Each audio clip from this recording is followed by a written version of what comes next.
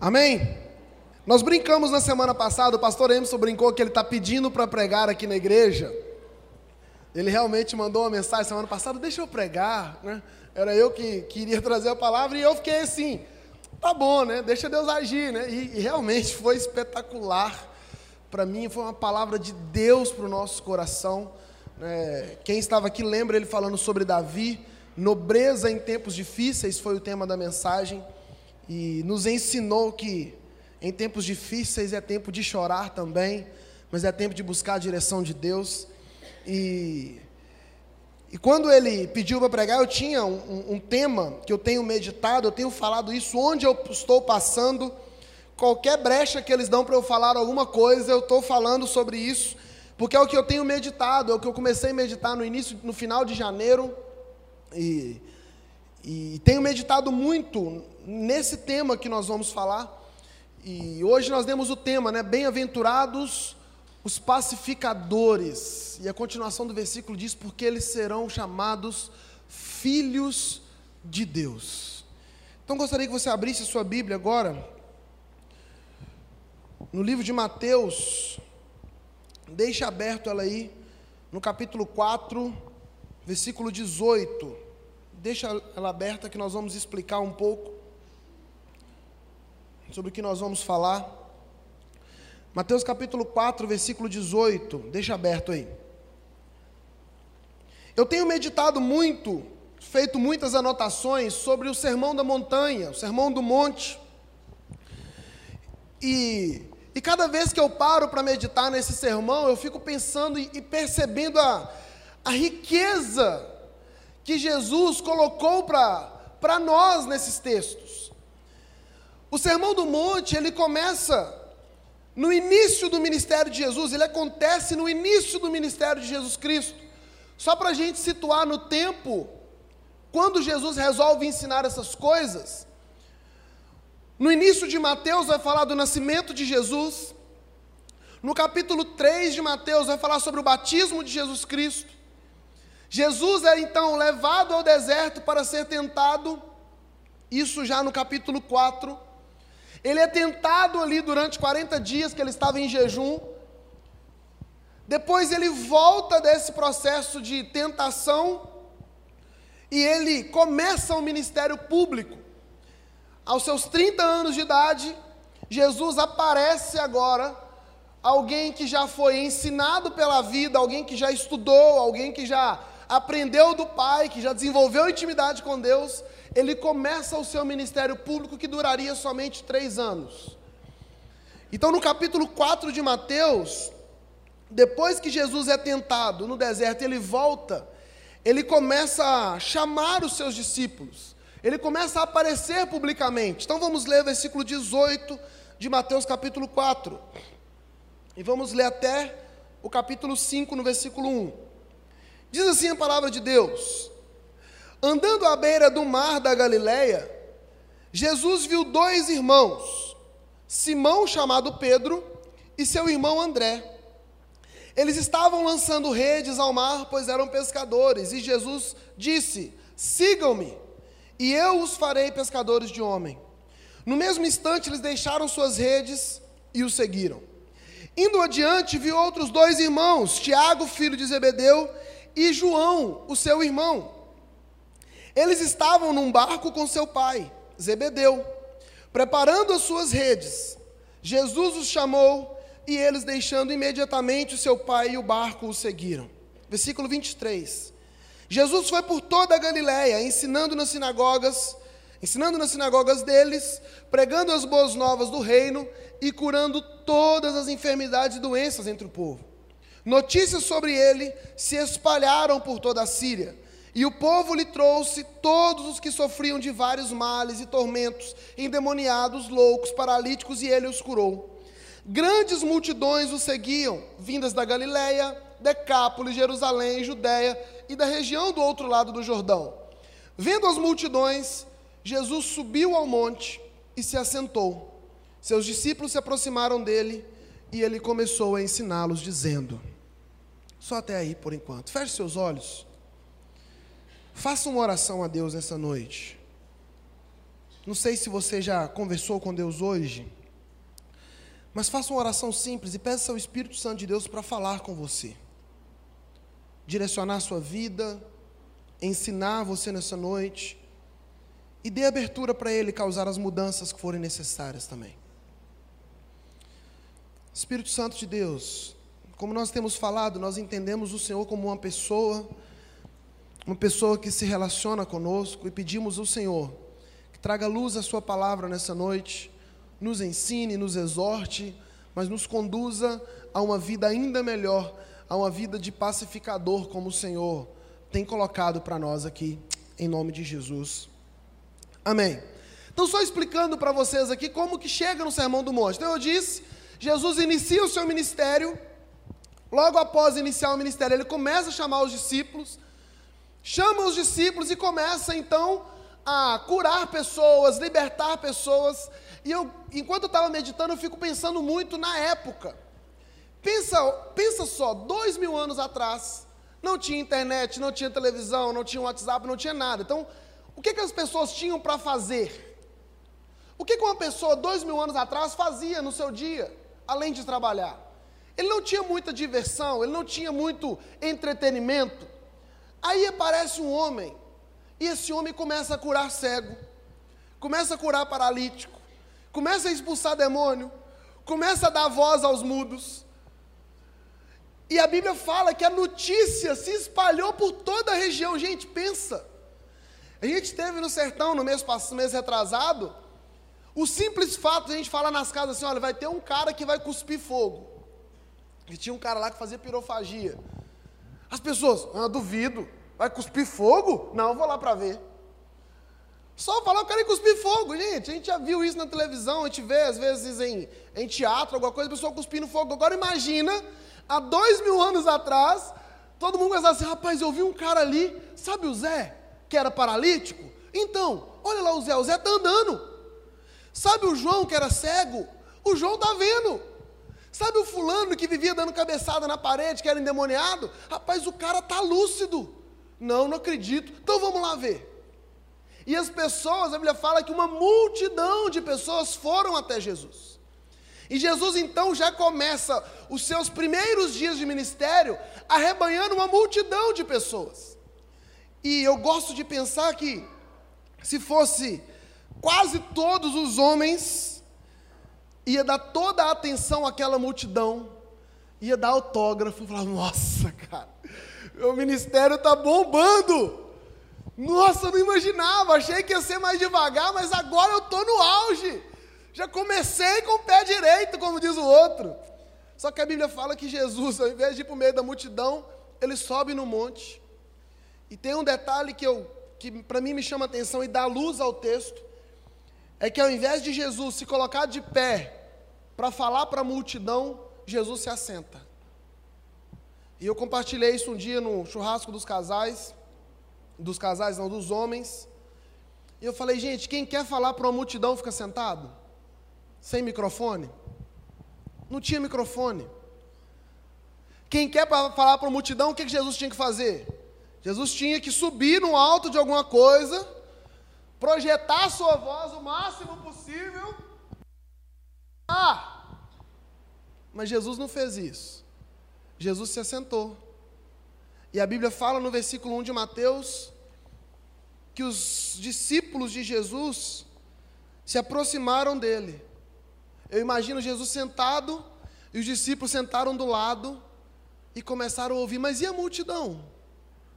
A multidão estava ouvindo assim, o murmúrio do que estava sendo falado. Mas os que estavam perto estavam deliciando nas coisas mais maravilhosas que Jesus já tinha ensinado. Na verdade, que alguém já tinha ensinado. Ninguém nunca tinha ensinado princípios tão grandiosos como o Sermão do Monte. Tem um autor que eu leio muitos comentários dele, Matthew Henry, e ele fala o seguinte: as muitas curas miraculosas que Cristo tinha feito tinham a intenção de trazer as pessoas para Jesus, e essas pessoas depois receberiam instrução dele. E um outro autor muito conhecido, John MacArthur, fala o seguinte: aqui no Sermão do Monte é o manifesto de um novo monarca que inaugura uma nova era e uma nova mensagem. Então Jesus traz aquelas pessoas para a intimidade e começa a ensinar. Não vou falar sobre todas as bem-aventuranças, mas eu gostaria de ler o versículo 9 do capítulo 5, que é a 7ª bem-aventurança que Jesus vai ensinar. E Jesus fala: bem-aventurados os pacificadores, pois serão chamados filhos de... Vamos ler em voz alta? Bem-aventurados os pacificadores, pois serão chamados... Quando eu comecei a meditar nas bem-aventuranças, eu fiquei pensando cada coisa que eu lia. Por exemplo, eu li assim: pois deles é o reino dos céus. Eu falo assim, gente, eu quero o reino dos céus. De quem é? Aí eu ia estudar. Depois eu li: pois serão consolados. Eu falo, mas quem vai ser consolado? Eu quero ser consolado. Aí eu ia estudar. Então, eu quero ser a pessoa que tem as características dos benefícios que vêm depois.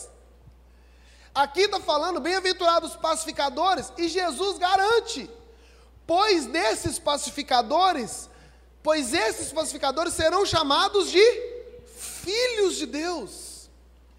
Eu queria dar luz à primeira coisa: por que Jesus foi crucificado? Sabe por quê, irmãos? Porque Jesus se autodenominava filho de Deus. O simples fato de Jesus afirmar, eu sou filho de Deus, levou ele para a cruz. Porque se você lembrar, no dia da crucificação, naqueles processos de julgamento, as pessoas falam assim, e aí, você é o filho de Deus? E Jesus fala assim, eu sou. E um dia vocês vão ver o Filho do Homem sentado no trono à direita do Pai. Por Jesus afirmar que era filho de Deus, ele foi para a cruz.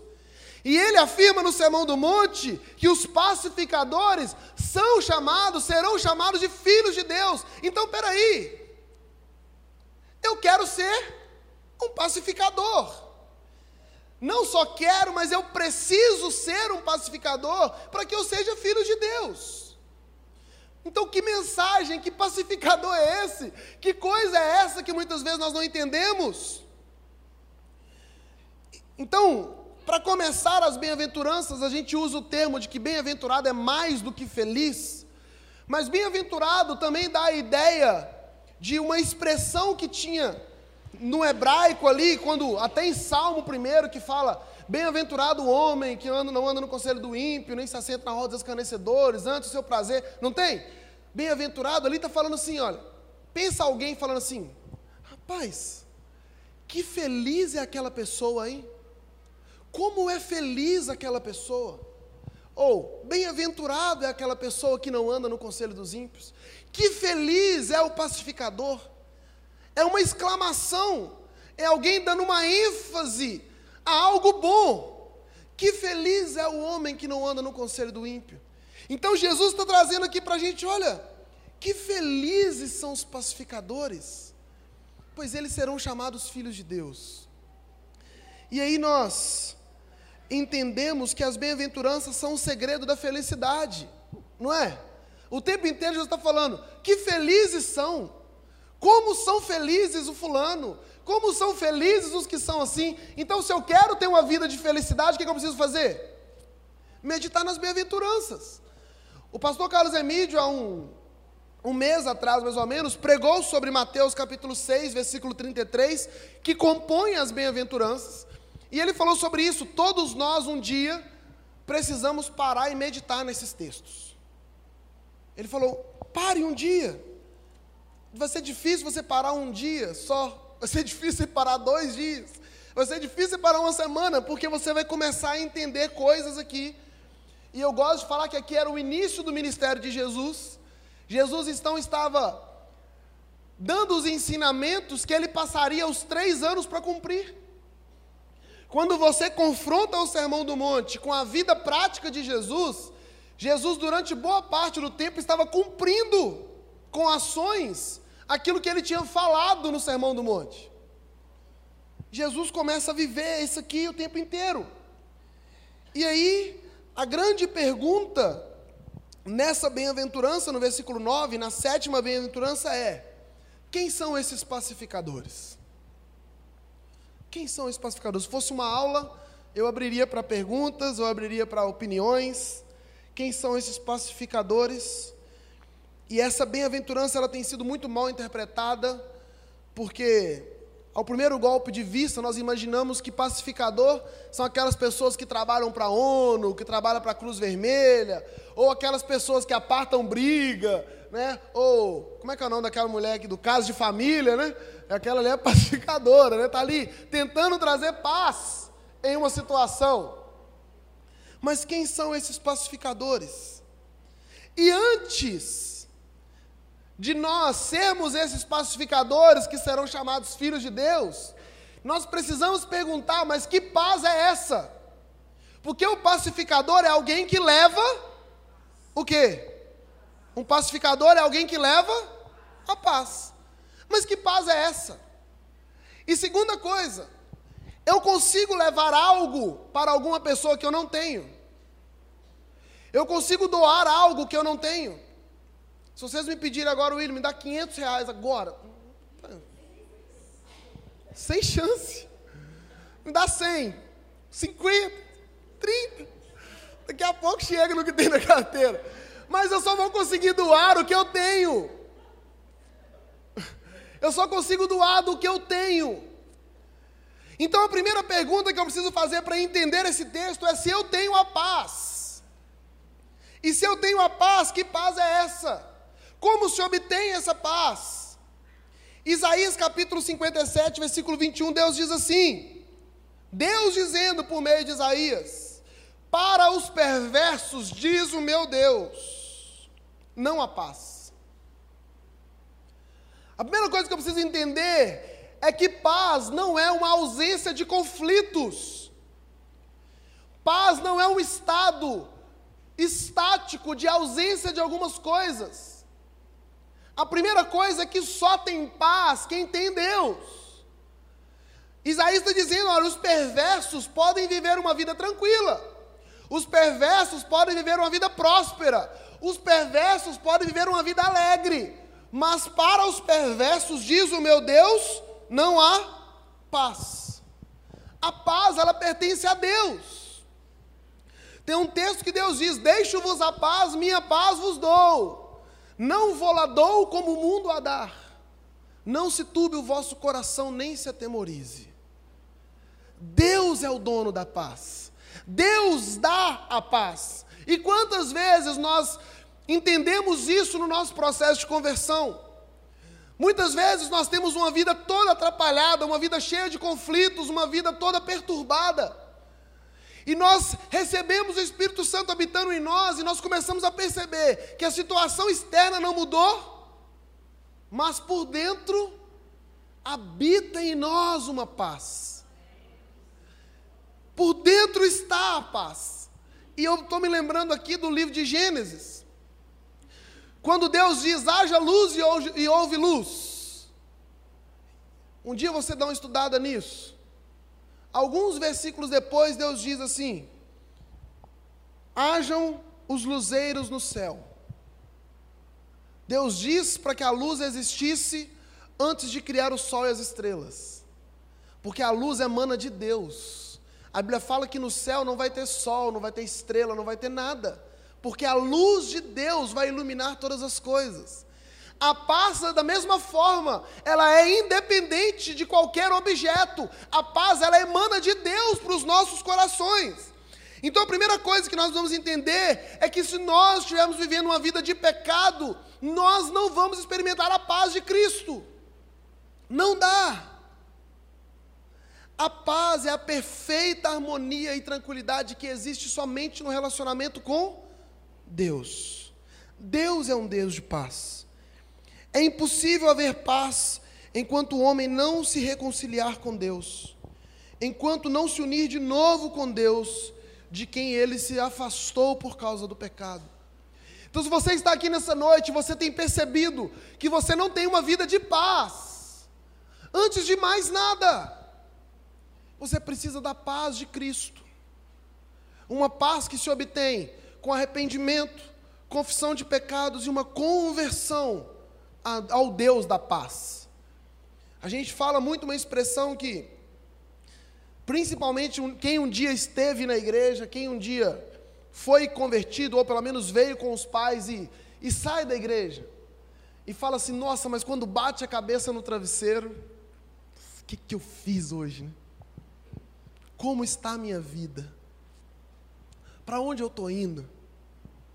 É o famoso oncotô proncovô, né? E nós começamos a perceber que nós não temos paz. Muitas vezes nós temos recurso, muitas vezes nós temos amigos, mas a paz ela não está dentro do nosso coração. Então, paz nunca é um estado negativo, nunca é uma ausência só de preocupação, nunca é uma ausência de conflitos. A paz no hebraico significa tudo aquilo que contribui ao bem-estar supremo do homem. É sempre algo que nós precisamos ter. Receber não é algo passivo. E o mais interessante é que Gálatas, capítulo 5, versículo 22 e 23, vai entrar na tela, diz assim, olha, o fruto do Espírito, que Espírito é aquele? O Espírito Santo de Deus, está com letra maiúscula, de todo tamanho.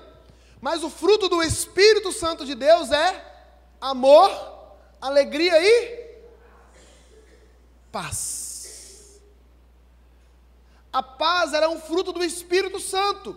E o Espírito Santo só habita onde? Habita no coração daqueles que um dia morreram para eles mesmos e passaram a viver para Jesus. A paz, ela não é obtida de outra forma. A paz não se conquista.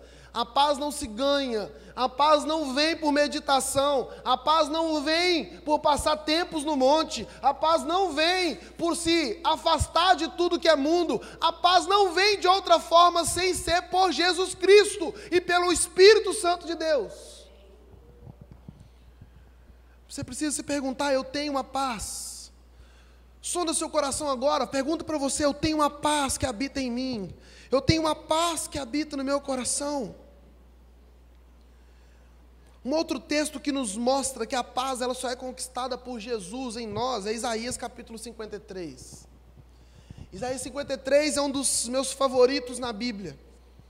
E fala assim, mas ele foi traspassado por causa das nossas transgressões, foi esmagado por causa das nossas iniquidades. O castigo que nos traz estava sobre quem? Sobre ele. A paz está sobre Jesus. A paz está sobre Deus. A paz só vem a nós a partir do momento que nós nos entregamos ao Senhor e reconhecemos Ele como Salvador da nossa vida. Não dá para procurar paz simplesmente vindo à igreja. Não dá para procurar paz simplesmente lendo a Bíblia. Não dá para procurar paz em músicas, em filmes, em qualquer outra coisa. A paz se encontra em Jesus. A paz se encontra em Jesus. Receber a paz é receber o perdão dos pecados. Receber a paz é receber o perdão dos pecados. Em suma, não há paz sem uma vida de arrependimento e santidade com Deus. Não há paz. Você tem a paz, meu irmão? Você que está nos visitando aqui essa noite, você tem convicção que a paz de Cristo habita em seu coração? Você tem convicção que o Espírito Santo de Deus tem derramado sobre a sua vida os dons dele e entre eles a paz? Se você não tem, a primeira coisa que você precisa é encontrar Jesus Cristo, consequentemente encontrar a paz. Só que o ministério e a vida com Deus, ela não para quando eu recebo algo de Deus. Eu recebi a paz de Cristo quando eu me converto. Eu recebo a paz de Cristo na minha conversão, na minha vida de santidade, na minha vida de intimidade com Deus. A paz habita em meu coração. Só que nas bem-aventuranças, Deus não simplesmente me chamou para ter paz. Ele me chama para ser pacificador. Não é simplesmente receber de Cristo a paz conquistada por Ele na cruz, mas agora Ele está me chamando a uma ação de conduzir outros à paz, de levar outras as pessoas a experimentarem a paz que eu experimentei. E depois então de receber a paz, o que eu preciso? Nós entendemos então que essa paz não é simplesmente apartar conflitos, não é simplesmente trabalhar no ministério de família, ou pessoal que são pacificador no sentido humano da palavra, e também creio no sentido espiritual. Mas quando a gente fala de conflito, está lá o casal brigando, né? Aleluia. Está lá o casal brigando, aí chega alguém e fala assim, vamos lá, vamos conversar. Não, mas eu não gosto, eu odeio, ele fez coisas comigo que não são perdoáveis. Ok. A senhora tem algo para dizer? Ele é o pior homem do mundo. Ok. E muitas vezes saímos dessas reuniões e o casal está lá, eu te amo, meu amor. Você é a mulher da minha vida, você é o homem da minha vida. Aí a pessoa fala assim, eu quero ser esse pacificador, acabar com conflitos no casamento. Nós podemos ter grupos de casais que não falam de Jesus que fazem isso. Acabar com conflitos. Pessoas que estão brigando e vem alguém e aparta. Será que são esses pacificadores que são filhos de Deus? Será que são essas pessoas que abandonam sua vida muitas vezes e vão servir no Médicos Sem Fronteiras? Vão passar anos em situações difíceis ali, em lugares terríveis, para falar, para cuidar de pessoas. Será que são esses pacificadores que Deus garante que são filhos? Nós já entendemos que não. Já entendemos que são aqueles que se converteram e receberam a paz de Cristo. Mas quando Jesus disse, bem-aventurados os pacificadores, o que ele está querendo dizer para nós seria mais ou menos assim, olha, bem-aventurados que como o Filho do Homem, saíram dos seus lugares e foram buscar e salvar os perdidos. Bem-aventurados são vocês quando passarem a paz que vocês receberam para os outros. Bem-aventurados são vocês quando saírem da sua zona de conforto e conduzirem outras pessoas à paz de Cristo, porque vocês serão chamados filhos de Deus. Os pacificadores então são aquelas pessoas que 2 Coríntios capítulo 5, do 18 ao 20 fala. Não precisa abrir, a tela também vai nos mostrar. Esse povo do multimídia é muito competente. Eu penso no versículo, ele está na tela. 2 Coríntios 5, do 18 ao 20 diz assim, tudo isto, porém,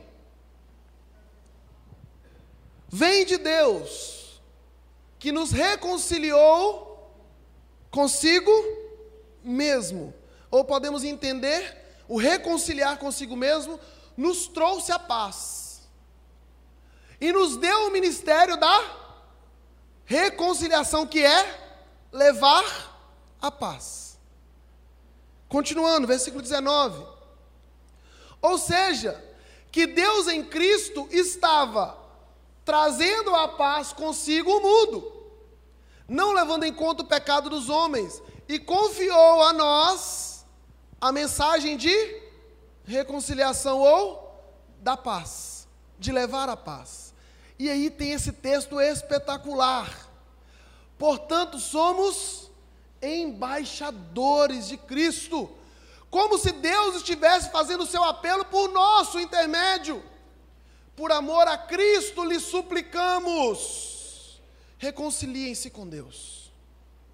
Gente, você tem noção o que é ser embaixador de Cristo?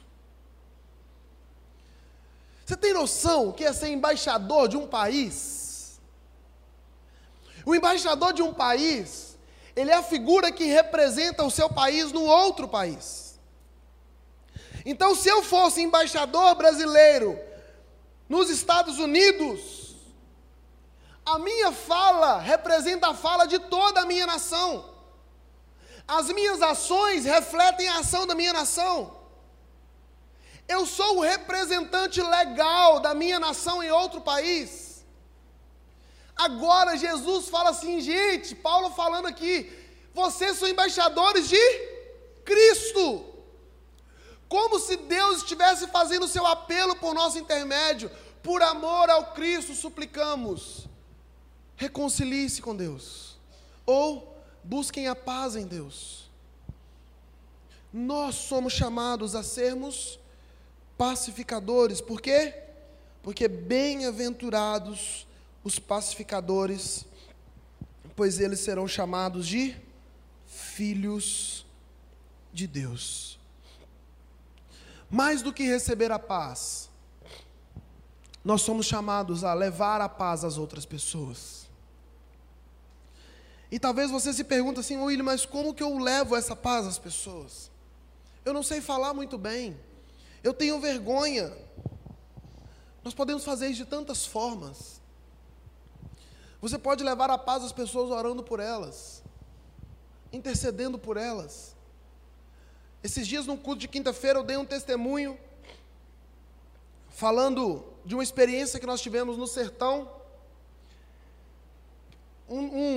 Umas pessoas que estavam conosco foi visitar um senhor e uma senhora, eles já eram convertidos. E na visita eles começaram a falar do testemunho deles. E o moço disse assim: olha, eu gastei tudo que eu tinha no tratamento da saúde da minha esposa e ela não melhorava. Um dia ele teve um sonho. E ele sonhou assim, uma voz dizia para ele: chama os crentes para fazer um culto na sua casa. No meio do sertão. Ele foi atrás do único pastor que ele conhecia e falou com ele: ô pastor, faz um culto na minha casa. O pastor não fez. Ele foi atrás do pastor de novo e falou assim: ô pastor, quanto você quer para fazer um culto na minha casa? Eu já gastei tudo que eu tinha, eu pago o que o senhor quiser. Mas eu sonhei que era para eu chamar os crentes para fazer um culto na minha casa. Aí o pastor constrangido fez aquele culto, aquele casal se converteu e aquela mulher foi curada. E nós saímos conversando e um amigo meu disse assim: Willy, as nossas orações chegam onde nossos pés não podem ir. Nossas orações vão onde nossos pés não podem ir. Tinha alguém orando por esse povo, tinha alguém orando por essa família. Eu compartilhei isso aqui, a Maria de Fátima, minha tia, falou: Willy, naquela hora Deus compartilhou comigo um nome de um país, Somália. Falou: você sabe alguma coisa da Somália? Eu falei: não sei não, mas nós vamos pesquisar junto. Fomos pesquisar. A Somália é o terceiro país no ranking de perseguição no mundo. Talvez a Fatinha nunca vai na Somália, mas as orações delas vão chegar lá. Uma forma de ser pacificador é orar. Ore por pessoas, ore por nações, ore por estados, ore pelo nosso país, ore porque nós somos pacificadores quando nós oramos. Nós somos pacificadores quando nós testemunhamos da nossa conversão, da nossa experiência, do nosso testemunho, da experiência que você teve com Deus. Gente, a maior mensagem que nós temos é a nossa transformação de vida. A Bíblia conta a história de um endemoniado, que Jesus atravessa o mar. Chega do outro lado, tem um cara que quebrava tudo. Jesus liberta ele dos demônios. Jesus é expulso do lugar. Pega o barquinho e volta. Mas antes de voltar, fala para aquele homem assim: agora, vai para a sua cidade e fala o que aconteceu com você. A história nos conta que aquele homem se tornou um grande evangelista nas 10 cidades, porque ele morava numa região de 10 cidades. Gente, qual o conhecimento bíblico aquele homem tinha? Qual o conhecimento teológico aquele homem tinha? Doutrinário aquele homem tinha? Aquele homem tinha uma mensagem: eu sei quem eu era, eu sei com quem eu me encontrei, e eu sei quem eu sou hoje. Ele sabia que ele era um endemoniado, ele sabia que ele teve um encontro com Jesus, e ele sabia que ele era liberto hoje. A nossa grande mensagem é o nosso testemunho. Você também pode ser um pacificador quando você começar a compartilhar das experiências que você tem com Deus, do que Deus fez na sua vida, da transformação que Deus fez na sua vida. Não é falar do outro, é falar de mim. E eu só falo daquilo que eu tenho, eu só dou o que eu tenho. Primeiro, eu preciso ter a paz, preciso ter Jesus no meu coração. E segundo, eu preciso compartilhar isso. Quem eu era, com quem eu me encontrei e como eu sou hoje. E talvez você vai falar assim: não, meu pastor, mas eu ainda tenho dificuldade de fazer isso. Talvez sabe o que você vai fazer? Você vai marcar um churrasco na sua célula e convidar seu amigo, vão lá comer uma carne comigo e hoje eu vou pagar. Talvez isso vai ser a forma que Deus vai usar para você ser pacificador, meu irmão. Não esqueça que você foi chamado para ser pacificador, porque dos pacificadores, os pacificadores são filhos de Deus. Somos chamados para levar a mensagem de paz ao mundo. Com qual intensidade nós temos feito isso? Nós temos orado, nós temos falado, e muitas vezes nós ficamos constrangidos. Pastor Daniel esteve aqui há 2 semanas atrás, da Bahia, e ele falando, olha, meu alvo é treinar 30 pessoas, eu quero ter 300 células, aí a conta é fácil. Mas como? 300 células com 30 pessoas? Cada um precisa ter 10. Gente, imagina, pastor, fazer um desafio desse aqui para a igreja. Gente, nosso alvo é que cada um lidere 10 células. Fala assim, ô Willi, tá doido? Mas isso é intensidade. Talvez eles nunca vão chegar nisso. Ou talvez vão. Mas depende daquilo que eu quero entregar para Deus, daquilo que eu quero dar para Deus, para que eu seja pacificador, para que eu seja alguém que leva a paz ao mundo. Jesus deixou a paz dele conosco, mas no Mateus capítulo 28, 20, ele fala assim, vão por todo mundo, preguem o evangelho a toda criatura, vocês são os pacificadores do mundo. Se o mundo não terá paz sem Jesus, nós temos uma mensagem urgente, e Jesus conta com você. Ser pacificador é cumprir o ID. Se nós dizemos que somos filhos e não cumprimos o mandamento de ser pacificador, nós estamos falhando com uma missão. E na verdade nós temos que começar a nos questionar se somos filhos. Parece duro, mas é o que Jesus diz, que os pacificadores serão chamados filhos. E se você faz uma leitura contrária, se você coloca o negativo aqui, se bem-aventurados são os pacificadores, pois serão chamados filhos de Deus, nós podemos falar que infelizes ou não bem-aventurados são aqueles que não são pacificadores e não serão chamados filhos de Deus. Nós temos uma missão, nós temos uma ordem, e nós temos a forma de fazer. Durante tanto tempo, um dia eu conversando com a irmã Janete, ela falou sobre isso. Olha, pastor, falava tanto de pregar, eu falava assim, mas como? Hoje nós temos a ferramenta, nós temos várias ferramentas, como eu coloquei aqui, para que você e eu sejamos um pacificador. Se não recebemos a paz de Cristo através da fé, também não temos como ser pacificador e nem ser filho de Deus.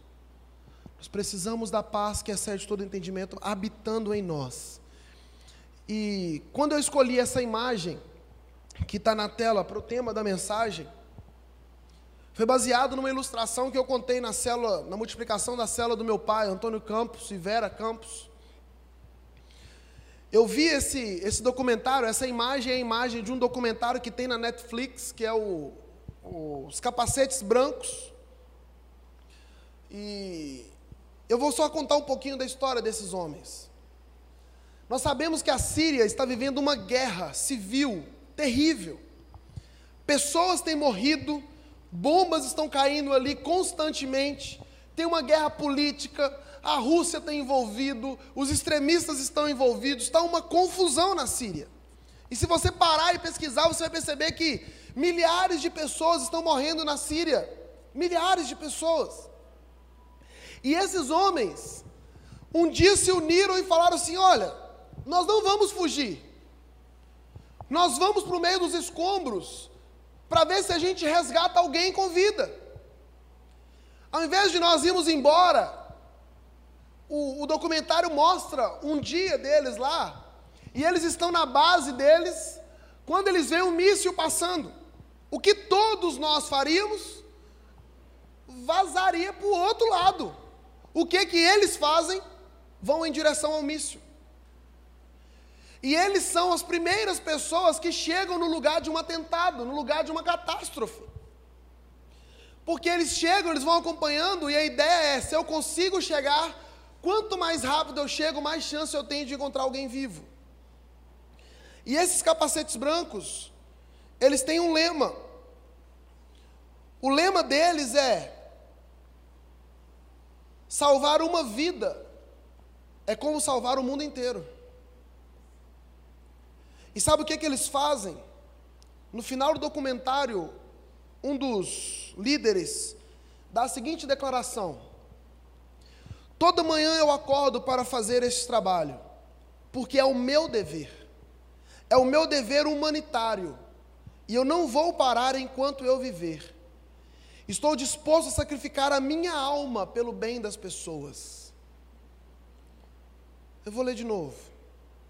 Toda manhã eu acordo para fazer esse trabalho, porque é o meu dever humanitário, e eu não vou parar enquanto eu viver. Estou disposto a sacrificar a minha alma pelo bem das pessoas. E ele continua: nós, capacetes brancos, temos um lema: salvar uma vida é salvar toda a humanidade. E tem uns números que eu busquei no site deles, busquei essa semana. Desde 2013, mais de 204 desses homens foram mortos. 204 capacetes brancos foram mortos. Mas no mesmo período eles salvaram mais de 99 mil pessoas. E quando eu vi esse documentário, eu compartilhei isso na célula também um tempo. Quando eu vi esse documentário, eu fiquei pensando: meu Deus, esses caras estão gastando a vida deles para algo que é nobre, mas é algo que essas pessoas vão morrer de novo. Vão morrer de novo, né? Vão chegar o dia da morte. Vai chegar um dia que elas vão morrer e aquele trabalho deles foi útil, foi humanitário e deve continuar sendo feito. Mas a mensagem que nós temos de pacificação, ela é eterna. Se eles estão doando a vida deles, se eles estão nesse nível de envolvimento, nesse nível de sacrifício, nesse nível de doação, por algo que vai perecer, quanto mais nós que temos a mensagem de salvação eterna, que não saia da sua cabeça, que não saia da minha cabeça, esta mensagem: estou disposto a sacrificar a minha alma pelo bem das pessoas. Gente, isso um ímpio dizendo, um muçulmano dizendo isso. Eles não são cristãos, eles não são evangélicos, eles não são da igreja Betânia Melaviana, que é uma boa igreja, que tem uma boa doutrina. Eles são muçulmanos com uma visão humana, que precisam salvar aquelas pessoas. E nós, que somos chamados para ser pacificadores, o que nós fazemos com a informação que nós temos, com a mensagem que nós temos? Bem-aventurados os pacificadores, pois serão chamados filhos de Deus. Curve sua cabeça.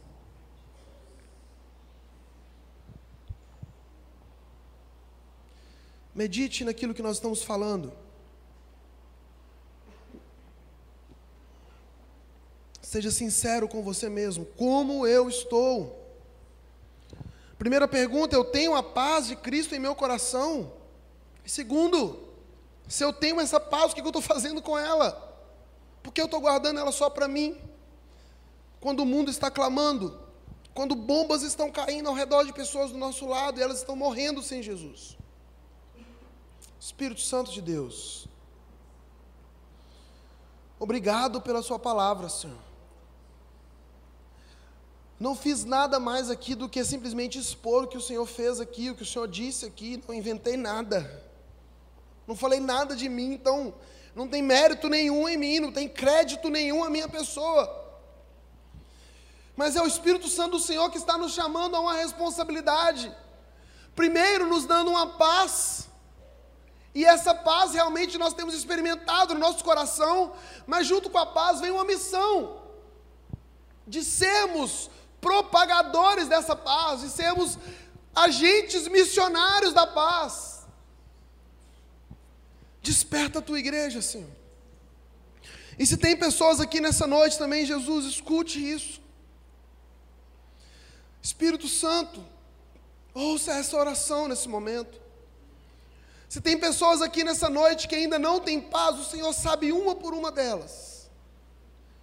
E o Senhor divida com elas agora, Deus, essa consciência que só o Espírito do Senhor pode dar, que não dá para esperar mais, que não dá para guardar o dia ideal. O tempo é hoje, o dia é hoje, hoje eu preciso da paz do Senhor. Não dá para descer essa rampa.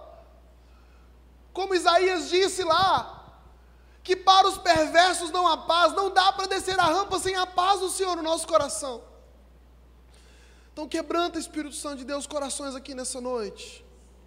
Chame essas pessoas, Deus, ao arrependimento. Em nome de Jesus. Em nome de Jesus. Amém. Amém.